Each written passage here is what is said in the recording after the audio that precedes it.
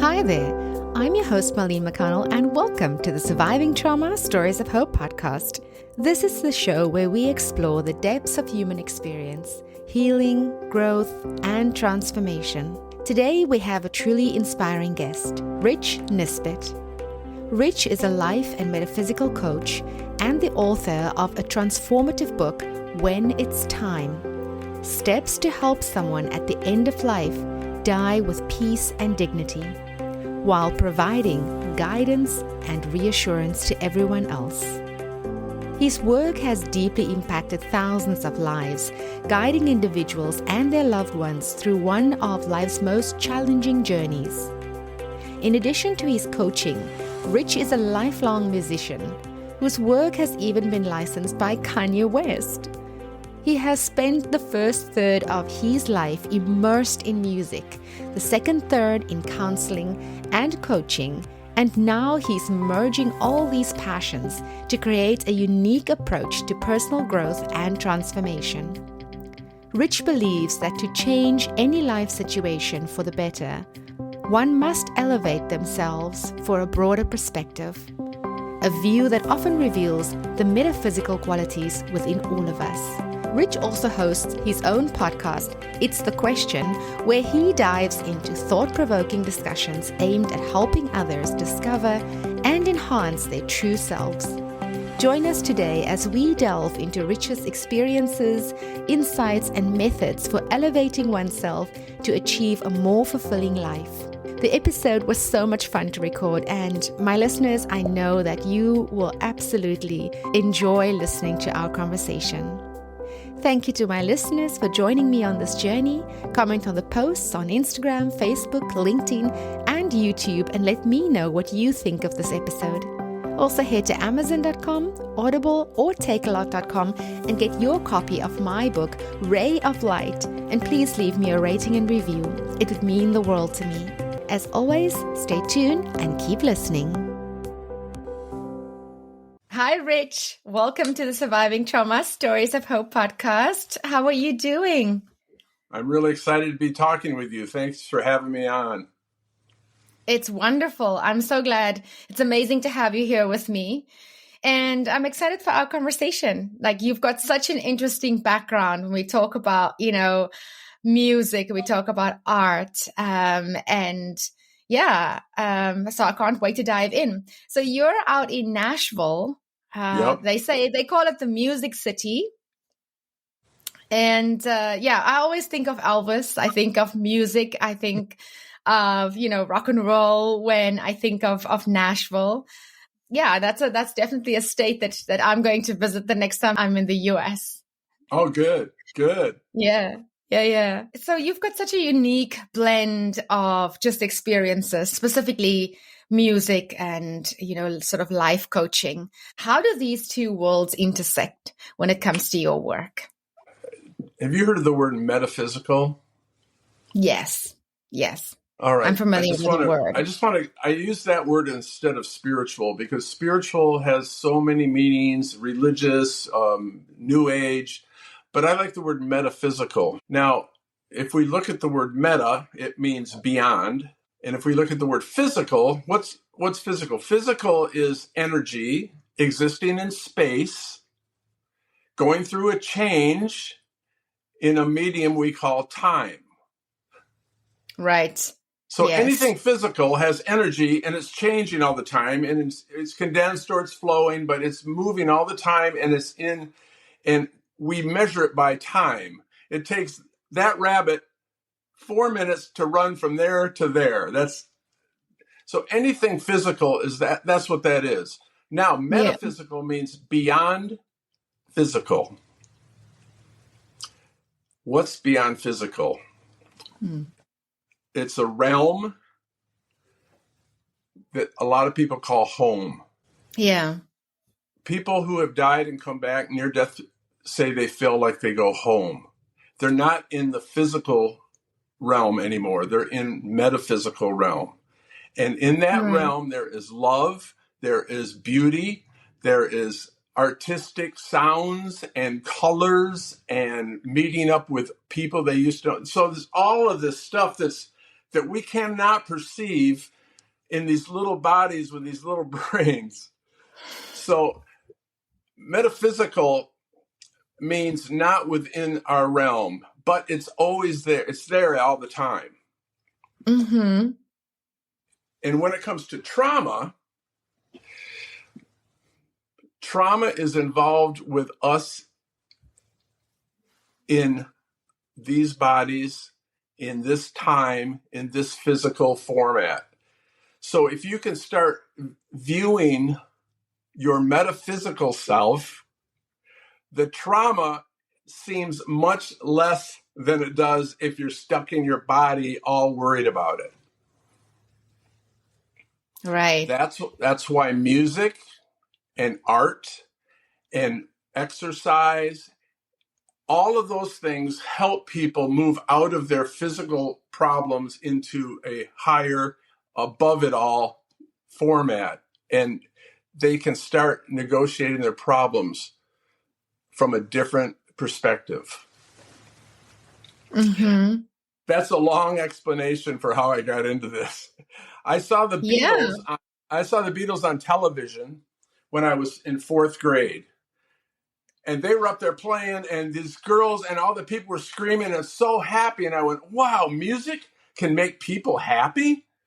I want to do that. Awesome. So I got a guitar and I started playing in a band, and we recorded songs and wrote them, and we had a lot of people being happy. But after years of doing music and people becoming happy at our concerts, I knew they were going home back to their problems, though. It was a temporary happiness. Right. So I was introduced to the idea of being a life coach. And I'm like 23 years old. I'm like, what's that like? And the person explained it to me, and I started studying it, and I started thinking, wow, if I could become a life coach, I could help people permanently become happy. And that's how those two things came together. And then later I found out, like we're talking about, that metaphysical realm, that's where beauty is, that's where love is, that's where all that stuff is. And if we can align our coaching to that, it goes way faster. Yeah.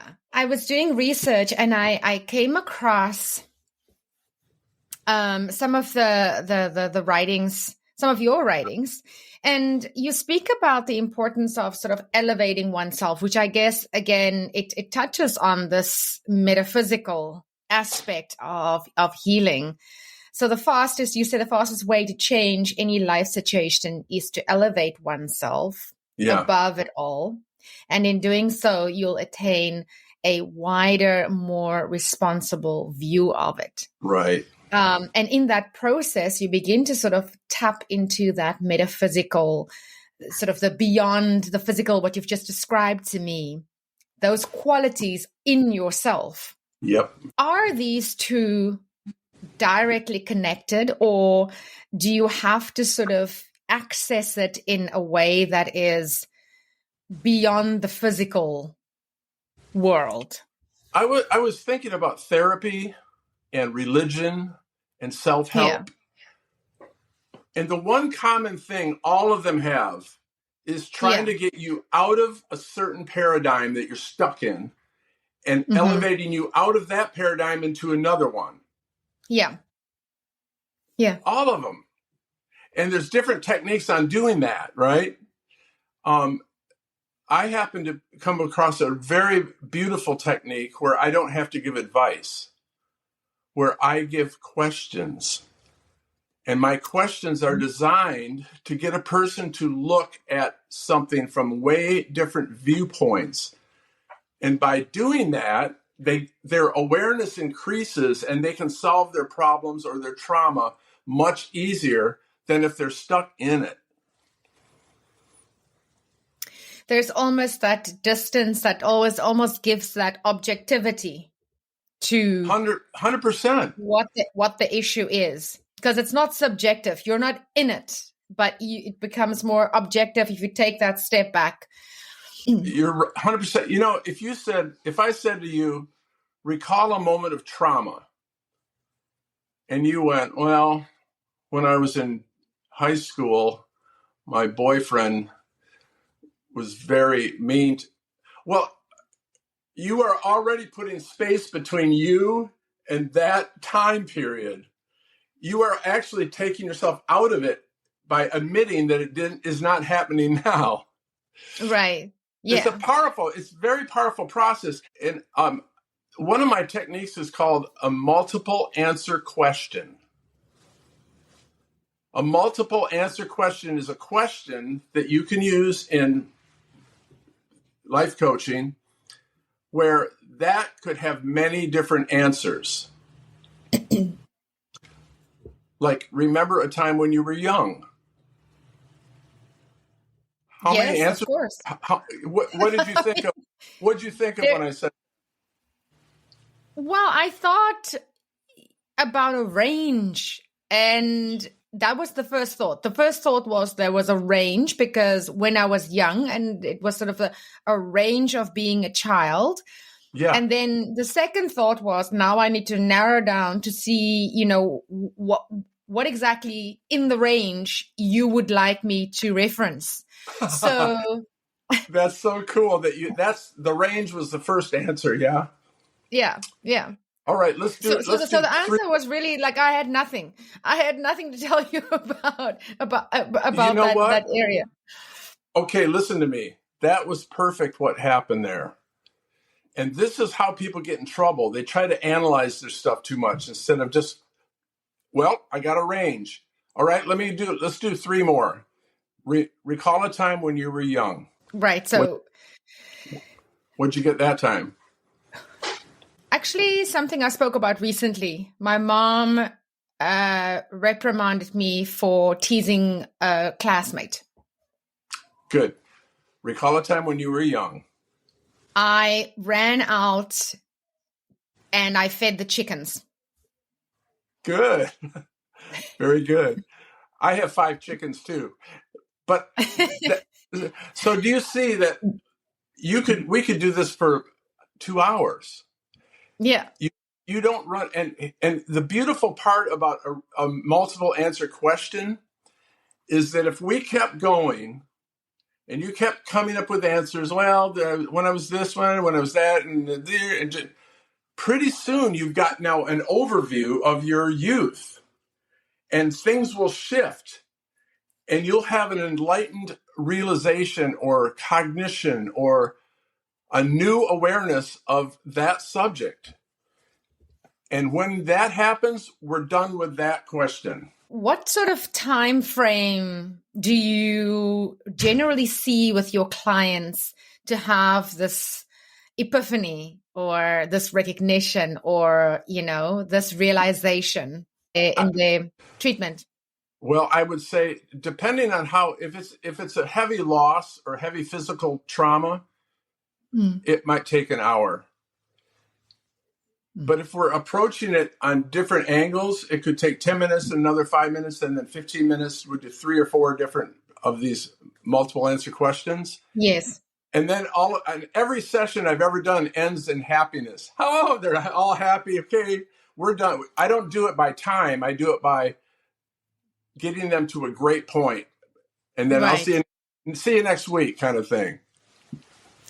And do you incorporate music into your sessions, or are they sort of now exclusive? It's one or the other, or do you blend them? I don't have anything other than our communication in our sessions, just like you and I just did. Yeah. Now music and that stuff, if they go home and start listening to music and this new awareness, that's good for them. Yeah. You've mentioned these sort of transformative experiences that often happen during these activities that you have and the conversations that you have with your clients. Can you share sort of a personal example where you found, or a success story where you found that to be true? Yes. Now, in moments of loss and pain, we make decisions. And those decisions are engulfed with emotional charge. They're buried. They are buried in the trauma. And we don't realize it, but we operate in our life based on the decision that was made at the time, but we're not aware of it. Let me give an example. You're 3 years old, you get bit by a dog. The dog is, you can smell his breath. You hear people, get away. You feel the pain in your arm. You feel the fear emotionally. And you make a decision that dogs are bad. Well, they grab you, bring you in the house, put the Band-Aid on. You're crying. Next day, you feel a little bit better. Next day, you go to school. And you tell your friends, oh, now you grow up, you're 30 years old. You're a kid, you have 2 kids, and they go, Daddy, we want to get a puppy. Okay, puppy reactivates dogs are bad. Right. Now, what's weird about this, we've got the subconscious mind that holds the trauma, and we have our logical mind. So I want to get a puppy, dogs are bad. You start feeling that fear again. Maybe you start feeling your arm hurting a little bit from the reactivation. Yeah. And you tell your daughter, we're not getting a dog.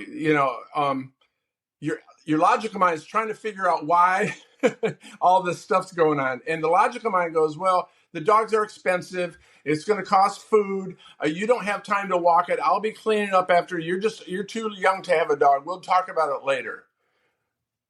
And they're looking at you like, what's wrong with him? But right. Your logical mind has made it okay. So then you go to sessions. You go to a session and you confront the trauma with certain techniques. And all of a sudden, you're back in it and you remember the decision. Oh, my God. Oh, my God. I was so freaked out. That's when I decided dogs were no good. That dogs were bad. Oh, my God. No wonder my dog. Oh, my God. And now they're all happy. That memory is now not traumatic. They can remember it, but it doesn't have all that charge in it. Right. Now they can live their life and get a dog or not get a dog. They're not driven by that old decision. Right. Now, do you know what? This girl was real. She remembered an incident when she was in her crib and her parents were fighting violently. And her crib got knocked over during the fight and she landed on the floor, a little baby, right? She remembered. It's not the same as memory. It's just this imprint that she was in. And we're talking about, I'm saying, well, tell me what happened. Go on. Blah, blah, blah, blah. And she said her parents are fighting. Her dad hit the mom. She's on the floor crying. And she hears the mother say, I will never have another child with you. Mm-hmm. Wow. All right. Now, she had been trying to get pregnant for, I think, 5 to 6 years. She was married like 5 or 6 years, and they were trying to get pregnant, and nothing was happening. Oh. When she found the decision, I'll never have another child with you, that was said by the dad, but in the mind, it's like a decision. I'll never have another child. After that session, the next month, she missed her period, and now she has 3 children. Now, we could say it's coincidence. The power of the mind. That's mind over matter, big time. And that is that's how powerful it is when you can isolate these old decisions that you forgot you're operating off of now. Right. And sometimes we don't even, in our conscious mind, we don't realize where they come from. We don't easily recognize those memories because they're buried, like you say, they're under the supercharged and they buried so deep away that we all don't even know that they exist within us.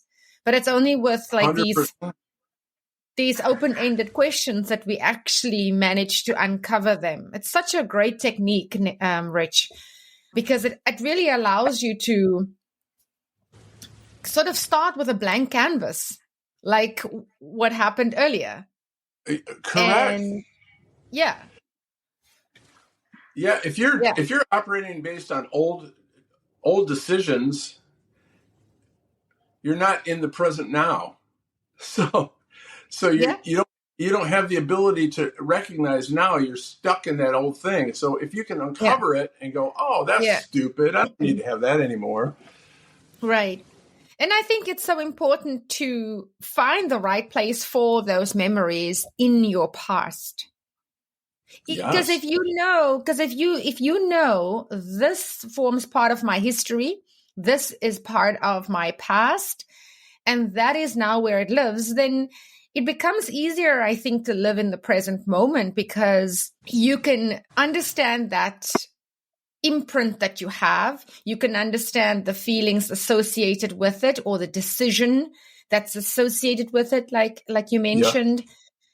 And you can also know what that feels like. So you can know how limiting it is for you in your life, like your client who's been trying to I have a know. child all this time. So you can actually now know how that can impact your life if you bring it into your present, Yep. right? If you bring it into the present now. So the importance, I guess, is that finding that place for it in your past, but knowing that it exists there, but Yes. also knowing that you do not choose to bring that into your present. Well, you're right. And like we talked about, you can remember it.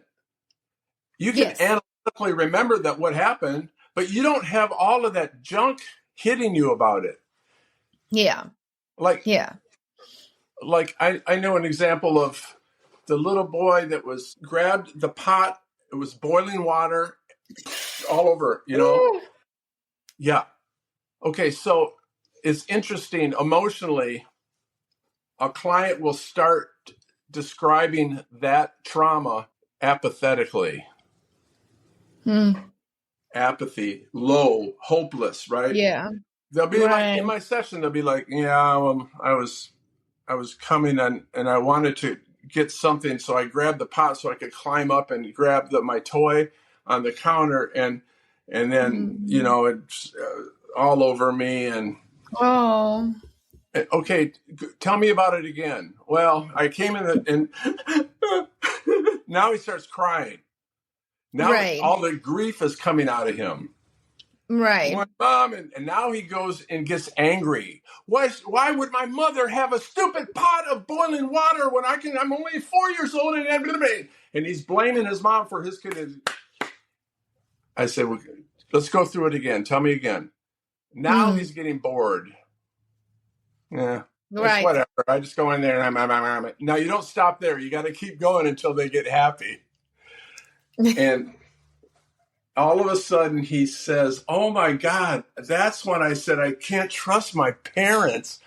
Oh my God, that's my mother. I love my mother, but I've always got this thing with her, and it always makes us fight. And I can trust her now. That was so stupid. Oh my gosh, Rich. It's ridiculous. see, Yeah.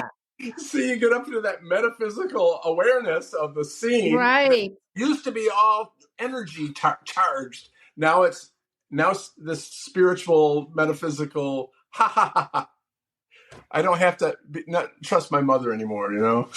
Yeah. This is like so incredible, everything that you've explained to me, and just how with prompts and the correct guidance and the correct questions you can really unlock so much within your mind. But I Yeah. think when we talk about the metaphysical, there are people who are listening who, perhaps have some reservations about the metaphysical, who say, okay, Yeah. well, Yeah. this is a bit of a hocus pocus. Where's the metaphysical? We don't quite believe in that. So, what would you say are some of the common misconceptions? Do you ever go for a walk in nature and feel bigger than when you did in your house?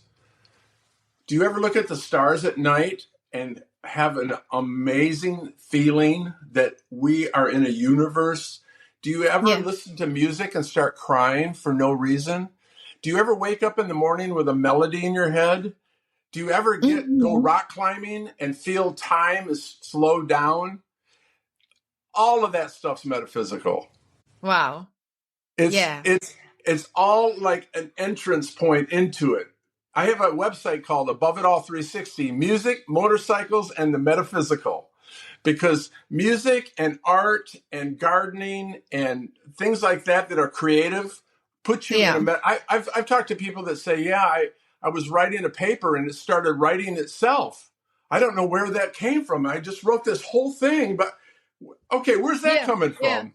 It's coming Yes. from, What are you connected to? what are you connected to? It's metaphysical. So it's not something to be scared of. It's there right now, and you just bring your awareness up to seeing it and acknowledging it.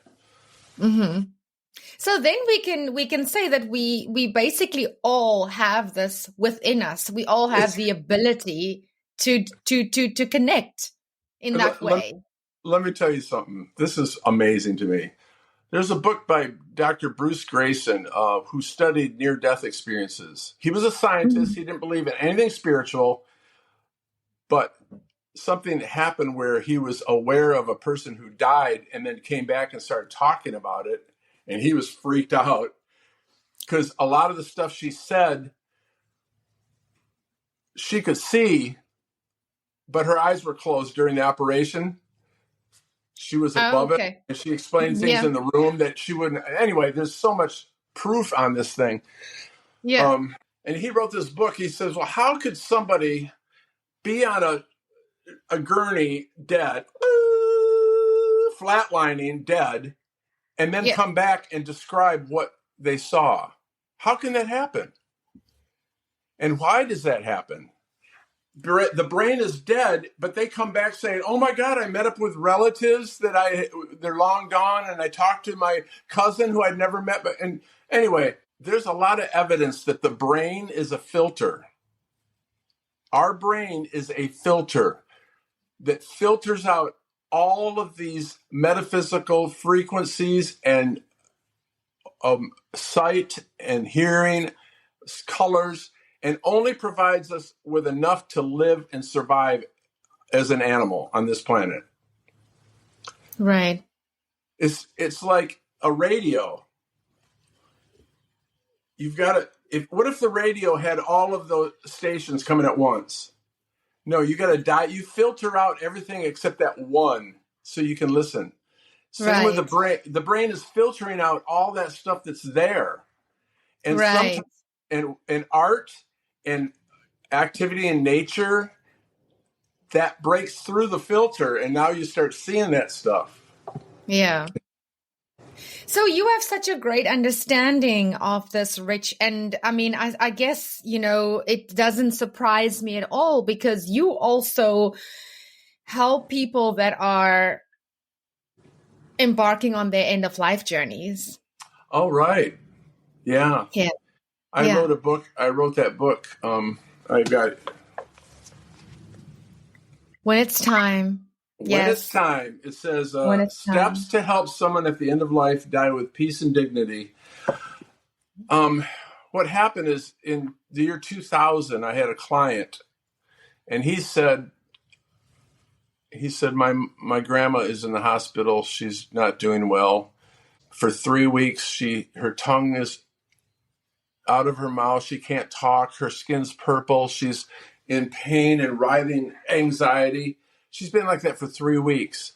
She's in a hospice Mm. situation. And he goes, is there anything I can do for her? Mm-hmm. And I thought, well, let me think about it. Because I had never Yeah. even considered this idea. So what I did is I just wrote down anxiety, fear, disorientation. So I wrote 6 steps that would stabilize her, maybe get her attention on, not maybe she has attention on things. And anyway, bottom line is he went to the hospital. He did the first 3 steps. Her tongue went back in her mouth. Her skin turned normal color. She started talking with him. He asked her if she had attention on something, he would take care of it. He asked her, is there anybody you'd like to talk, like me to get a message to? Yeah. He did. I wrote down, try to find out what her attention's on and tell her you'll take care of it. Because people at the end of life will hang on to that decayed body and not let Yeah. go. Yeah. Well, after like 4 steps, the nurse and his mother and aunt came back in the room and looked at her, and she was talking, and her skin was normal. They're like, "What'd you do to her?" And they had a nice conversation for a couple hours, and she died peacefully that afternoon. She was dying, but she couldn't die, and so he did those steps, and she was gone. Yeah. So I thought, well, that's cool. But he went and started telling I was in Chicago. He started telling all of these people, and I started getting calls. My mom, my dad, my uncle, my grandpa, So I'm starting writing all this stuff. And eventually I said, I should put this in a book because nobody really knows what to do. It's just common sense, but nobody has any common sense when it comes to death. Everyone freaks out. Yeah. So there's so many stories about that. We could go in for days, but it's true. It's really, if you can understand death and how to help someone pass away peacefully, oh my God, you understand life much more thoroughly than if you don't even touch that realm. And I think, no, go ahead. Well, you know what? Someone hears my mom is dying. Everybody says, I'll pray for you. I'm so sorry for your loss. But now they don't have to say that. They can go, here's how you can help her. Or I can come over and help her. Yeah. With actual effective steps. Yeah. And I think sometimes, that dying soul is also just waiting for everyone to leave the room, to go away. How did you know? There's a chapter called Personal experience with There's a chapter called Leave the Room. It says leave the room. Yeah. How many I swear to God, because do you like people watch you go to the bathroom? No. Yeah. Yes. No. Nobody likes that. So yeah. So grandma's laying in bed. Yeah. People don't like to die with a whole room full of people because I think, Rich, if we talk about the metaphysical, there is so much support for them from the spirit world already that the room is packed. And then you pack all the physical people in there too. It's too much. You're 100% right. And also, you don't want to create an upset. If the 10-year-old grandchild is looking at you and you die right there, she's going to be crying. It's going to be horrible. So you wait till everyone leaves and goes for dinner, and then you take off.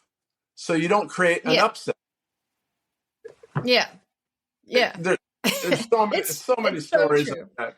But I was browsing and I found such lovely reviews for your book, Rich. I want to share this with the listeners because, this one I thought was so spot on. And it says, the book is called When It's Time. And it says, I like the book's premise, which was trying to help people make their relative or friend not sweat the dying process. I wish I had read it before my father died. I was at a loss how to keep him comfortable and at ease.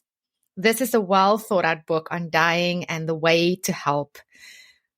Yeah, Rick, for me, that says it all, in a nutshell. It's for family members and relatives, and the book is just spot on. It's a practical book that can help you. Yeah. At the time when you need it most, because most people are at a loss at that time and they feel very helpless, And this is a book that can certainly, even if one person in the family knows about it, reads the book, can help and can provide some guidance to the rest. And that's all you need. You don't need the whole family reading. You just need one person to read and give that comfort and that guidance. You're right, 100%. Can I tell you a really quick story? I heard from someone who read. There's a chapter in here called The Letter. Now, what do you think the number one regret is from everybody when somebody dies? They didn't say goodbye properly. People will say Amen. that. You hit it. What they wish they could have said, but now they'll never be able to have the chance. Okay, so Yeah. the letter talks about how to do this. If someone's dying, you have to contact all their friends and family all over the world and country, email them, tell them to email you a one-page letter saying all the good times that you had, how they helped you, how they inspired you, funny moments. Keep it to one page. Don't put your loss in there. And I will compile all these letters and put them in a book and read it to the dying person. That's fantastic. That is so beautiful. It's amazing because you can bring the book to the memorial, the funeral too, and people who didn't get a chance can read all the letters about. And now it kills two birds with one stone. Number one, it gives closure. It gives. I know, wrong. That's a wrong. No, Rich, I know you said that kill two birds with one stone, but it's true. I mean, when you've got to write everything for the memorial service and you've got to have just content that you want to share, it's, people are falling around to get information and to get loved ones to write something or get something. But again, this just sets everything up so nicely. You don't have that, uncertainty and just there's so much leading after the death, leading up to the funeral, that a lot of that time is spent writing the eulogy, finding information, looking for photographs, looking for family, friends, and things like that. It's such a beautiful gesture, and it's completely like two birds with one stone. Well, it provides closure for the work for everybody, all the friends and family, because now they get to say it, and it also helps the dying person hear that their purpose on earth was fulfilled, that they actually created good for everybody. Now, okay, here's what happened. This woman on the East Coast in the United States read the book, and she knew of her best friend in Arizona, which is across the country. Her husband was dying. His name was Lee. Right. So she read the letter and threw down my book and went to Lee's Facebook page and found all his friends and wrote them, "You need to send me a one-page letter of all the cool things you and Lee did together and how he inspired you and how he helped you and any funny stories, and keep it to one page." She followed it. So she got all these letters from all these people on the Facebook, and she didn't go to Kinko's and print up a little book. She went to Shutterfly. She took pictures from Facebook of everybody, different fonts. She had a $100 coffee table book, said letters to stunning. Letters to Lee. Now, she didn't tell her friend. She sent the book to her friend. Her friend's in the kitchen, opens the book, letters to Lee. Oh my God, Lee! He's in the bedroom, like in hospice, right? She goes, "Look at Lee," and starts reading all these things to Lee, all these beautiful letters to him. For about 2 weeks. 2 weeks he got to, and then he died. Now, it's not the end of the story. Right. Apparently, Lee was in a multimedia video marketing company. He owned it. Yeah. So at the memorial, the funeral, everybody walked in the church, sat down, the lights went black, a huge screen came down, boom, there's Lee on a video going, "I read all your letters to me, and now here's my letter back to all of you." And he ran my gosh. He did his own memorial. Oh my gosh. That is legendary. That is one for the books. Totally. Oh no, he went out in true Lee style. Oh, the best, right? Yeah. Everyone was crying and laughing. He sang songs. He prayed with everybody. He said, "Hey, Yeah. Jeff, that fish was not that big. You're lying about that." Yeah. So anyway, Yeah. I was so But happy to hear that. absolutely. But it's also, it sounds like such a celebration of life. And I mean, even in death, he could participate in Yes, that totally. celebration. Yep. Yeah. Rich, I could speak to you for another hour, but I wanted just to talk to you about some of the amazing resources that you have on your website. Okay. And I'll tell you what's happened when COVID hit. yeah, I couldn't see face to face anymore. They had right. restrictions, right? You can't. Yes. So I'm like, how am I going to help my clients? So you know what I did? I took those questions I talked about, the multiple answer questions, Yes. and some of my trauma techniques, and I compiled about 100. I call them achievements. These achievements are on a PDF, and I can send them to somebody, and they can process themselves. Yeah. Because how it works, here's some information behind it, here's what to expect, here's how to do it. Get a journal and answer these questions. Recall a time when you were young, when I was Yeah. and when you hit that epiphany, you end off on that achievement and go to the next one. Right. And Yeah. I did a pilot program where I had people doing these achievements, and then they would write if they didn't understand something or I needed to clarify, and I got all of these wins from people. I was doing it Yeah. for free. It was all Yes. free. And I had people email me saying, "I want to pay you. My life has completely changed. I want to pay you for what you've done." Wow. And I'm like, okay, well, I guess this is going to work. And the nice thing about it is, Marlene, I don't have to charge what it costs to go to a therapist. Yeah. You can drive in your car, go to the office, sit there and spill your guts to some therapist and pay all this money. Or you can get the achievements sent to you and do them on your own. Mm-hmm. Mm-hmm. Yeah. And also, I mean, can you maybe also, because I found that you have a book club, and I find that, discussions around either books that are common around this theme can also be very helpful. It also can give different perspectives. You want to perhaps just elaborate on your book club and when that takes place?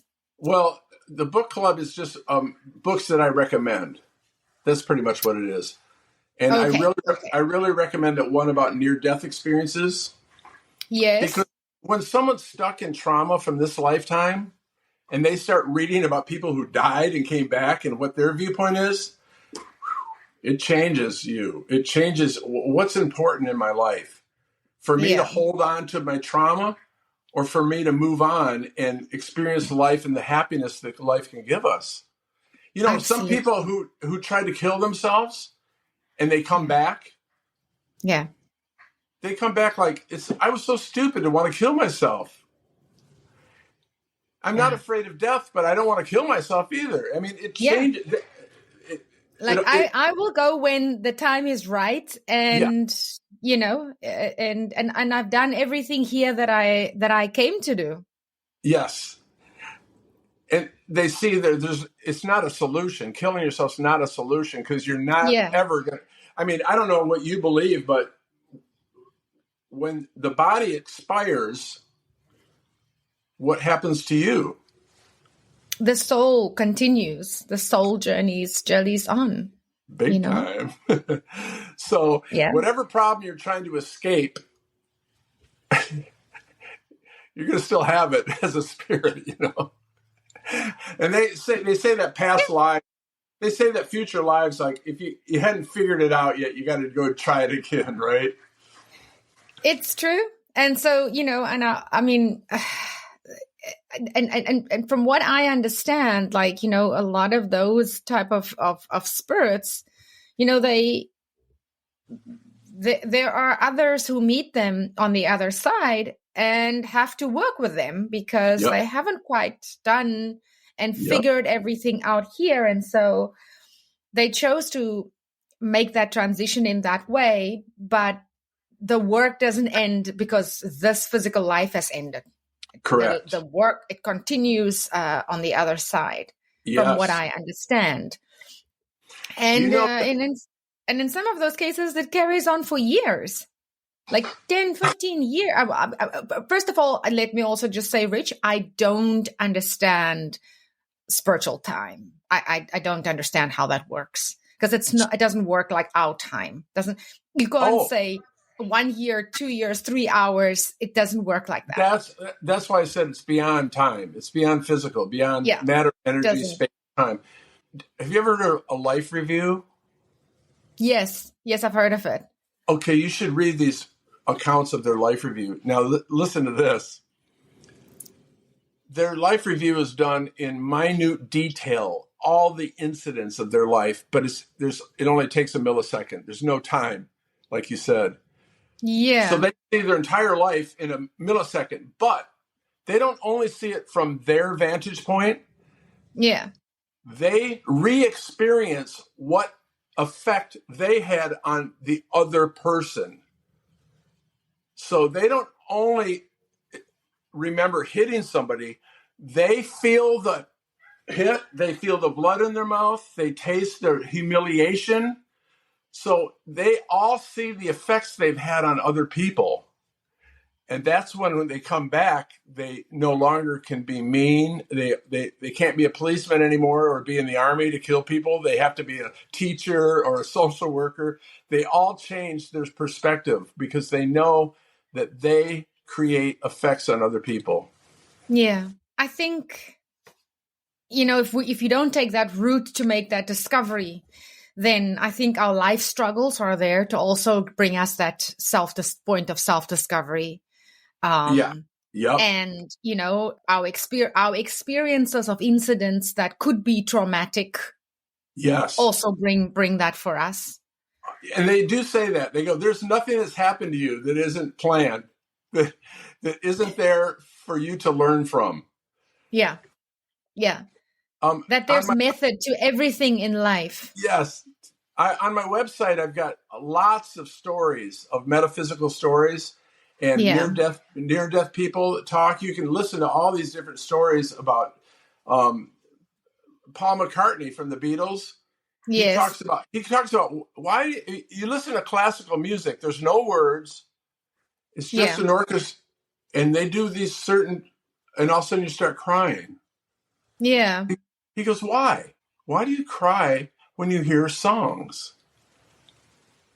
It's moving. You're tapping. It's moving into that other, and like the near-death people call it home. Yeah. Yeah. Those sounds are coming from somewhere else. And it hits you like, I'm going. The word home is so in poetry and songs. We're going home. I miss my home. Dorothy from the Wizard of Oz. I want to go home. Yes.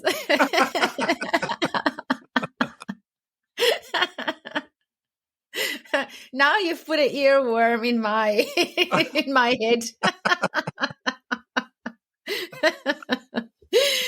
Oh, Rich, lastly, can you tell us just quick about your podcast? Your podcast is called It's the Question. Yep. And so what kind of topics do you explore, and where can we find your podcast? The podcasts are getting put back up on I had a hosting service that went out of business. So they are getting put back up on the same, like Apple and iTunes and all that stuff. Okay. And they like all the directories. And my website has them all. And it's interesting because I'll ask a question and then people respond. Like the first question is, have you ever been out of your body? Yeah. That's a very, very, very important question. An out-of-body experience, millions of people have had that.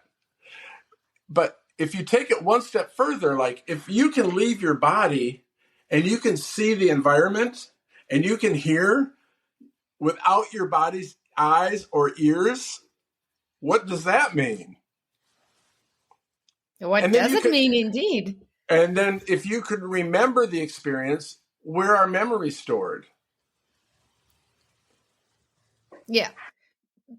Because it can't be in the brain if Exactly. The body and the brain you're are out of the body. Yep. The body and the brain are physical. So if you can be like, there's girls that there's people that have had operations that are blind and they go out of their body and they can see the whole room, and they describe all the doctors and all what they were wearing and the instruments. Yeah. And people freak Wow. out. How did she know that? Okay, so you don't need your body's eyes to see. Yeah. The body is a limiting thing for us spiritually. So I keep pounding that, but that's the truth. Yeah. Yeah. And if you're a counselor and you have that in your base, you're always going to be pushing your clients to a beautiful result. Mm-hmm. You're not going to push them into, we need 300 years of therapy before you're ever going to get out of this situation you're in. You're a victim and it's horrible, and we need to really investigate that and get all your feelings about it and all what you think. I'm like, you could give one command, get out of your body, and all of a sudden it's gone.